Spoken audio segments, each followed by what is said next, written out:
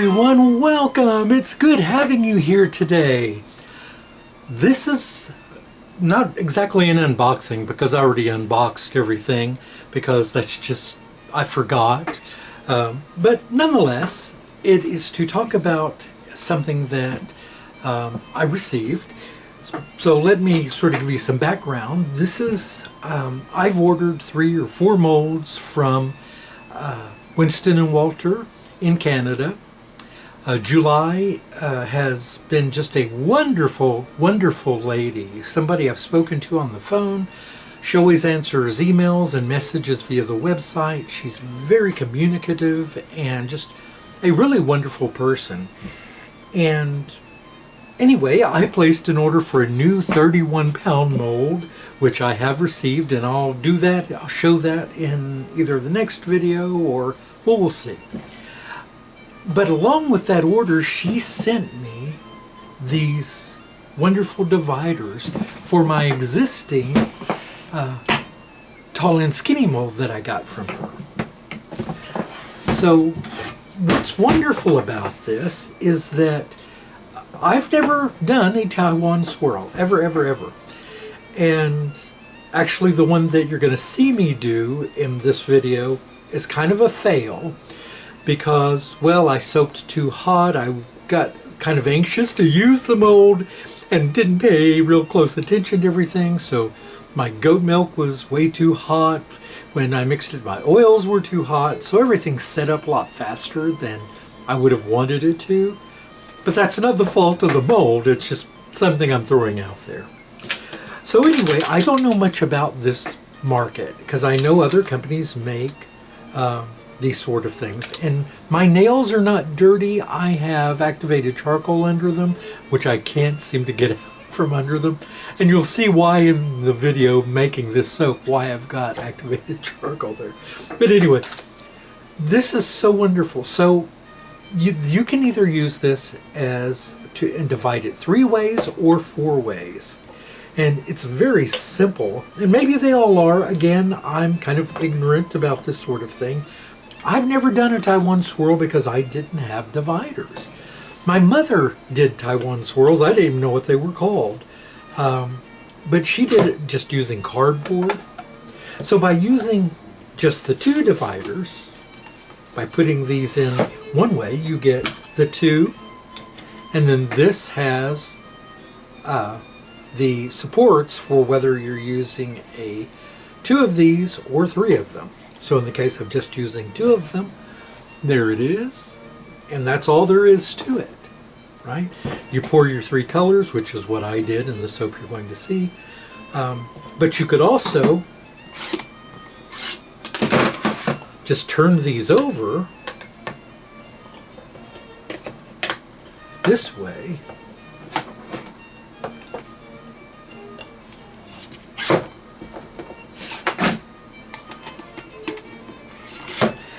Now, I don't think she has these for sale. I don't see them on her website. I think I'm the first to get to use these, which is, if I'm wrong, then I'm a knucklehead. but here it is with 3 in it. And isn't that cool? I am just so excited about this because it's just something that I had not bought for myself in the past, because in order to get these you had to buy a specific company's mold and get their stuff, and I didn't want to be locked into something. And I bought these molds without even knowing these existed, so to get these was such a delight and a surprise. And July, thank you so very much. I'm in love with these. It's just wonderful. Okay. So I've gabbed on long enough here, so let's move this out of the way here, and I'll now bring up the video and show you me making the soap.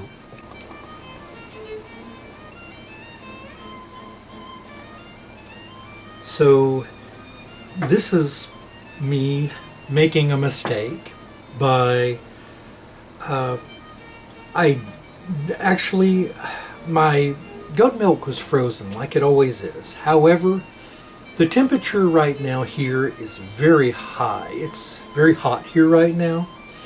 And as such, I normally put my goat milk in an ice bath in the summer. And I was so anxious to get this soap made that I didn't do that.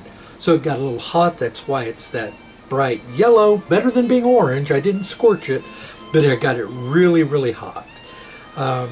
And my oils weren't cooled down enough.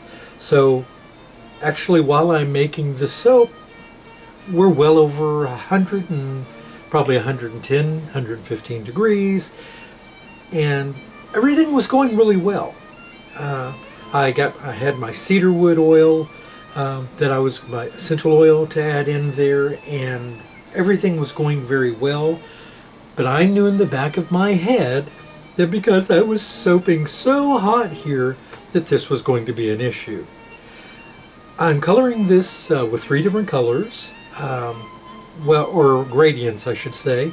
So in one of these I have activated charcoal at 1 tablespoon, or 2 tablespoons, excuse me, and in the other one I have 4 tablespoons, because I wanted to get a gray in one and then a darker gray in the other. So kind of a soft gray and then a dark, sort of more of a charcoal gray. I didn't want exactly black. Yeah, I'm calling it Ebony and Ivory, but it's not, I didn't want it black. I've done enough black soaps recently, but I wanted some black, or at least that family. I'm a gray-haired old man. Gray is my favorite color in clothing at this point in my life. So that's why it's maybe I'm just on a tear here, but I promise the next soap's going to have some color in it, but we'll come to that soon. But as you can see here, while I'm trying to pour it, it is just way too thick.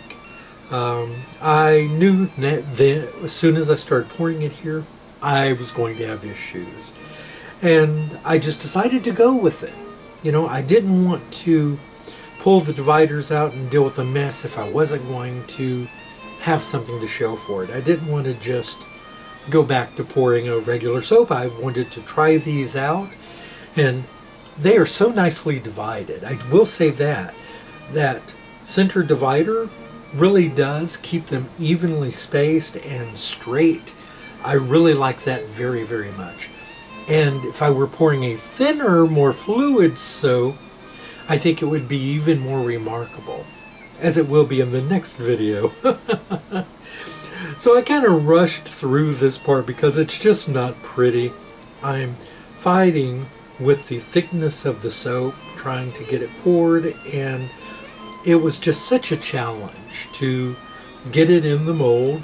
And you can see I got a little spill over there, so I was getting very frustrated. I was trying not to make any more mistakes by being frustrated, but it was all so thick, and the black was the thickest of all, and I really had to force it down in there. Actually got a spatula and kind of pushed it down into the mold to make sure it got in there, and fortunately that worked. When the bars are cut, I don't have any air pockets or holes to speak of, so I think that it was successful in that vein. But as far as it being a good example of a Taiwan swirl, this ain't it. And in addition, I made some mistakes cutting the soap. Well, not a mistake, in as much as I tried something. I tried to cut it into blocks and rotate the blocks and see what the cuts would look like that way. And it was kind of just, it looked like, well, you'll see it here in just a moment. I'm going to cut it here in just a few moments. But I guess the biggest issue for me was just that I soaped too hot and my soap was just too thick. So you want to make sure to keep your soap fluid, and it wasn't I used a very nice slow trace mix of oils and butters. It wasn't the oils and butters themselves as much as it was the temperature of those oils and butters that caused it to just get a little stiffer than I wanted. And a regular soap, that I wasn't trying to do a special swirl in, this would not be a big deal. Okay, the other mistake, okay, so I'm just using a silicone stick here from a pump bottle that I have. I had an extra one, so I just used that, and it flexed, so it wasn't really stiff enough. I should have used a skewer, or I've got several things I could have used, so it just wasn't ideal. So this is the first one I'm showing you here, where I rotated the block and cut it, and it kind of gives this kind of weird splattery, odd look. So after that, I decided to just cut them regular as they came, and I was much more happy with how they came out.